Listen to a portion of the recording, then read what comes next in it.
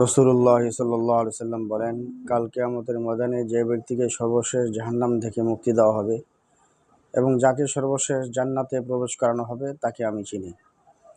এক ব্যক্তিকে ডাকা হবে এবং ফেরেশতাদেরকে বলা হবে তার বড় বড় গুনাহ সম্পর্কে যাতে আপাতত প্রকাশ করা না হয়, তার ছোটোখাটো গুনাহগুলো প্রকাশ করে তাকে জিজ্ঞাসাবাদ যেন করা হয়।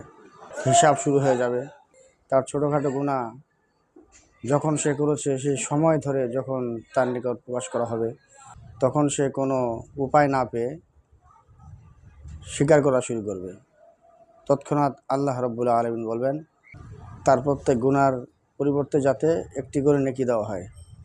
তখন সে আল্লাহ হবে, হে আল্লাহ, এখন আমার অনেক গুনাহ রয়ে গেছে যা এখানে প্রকাশ করা হয় নাই। রাসূল হুদা সাল্লাল্লাহু আলাইহি সাল্লাম এই ঘটনা বর্ণনা করতে গিয়ে হেসে উঠলেন।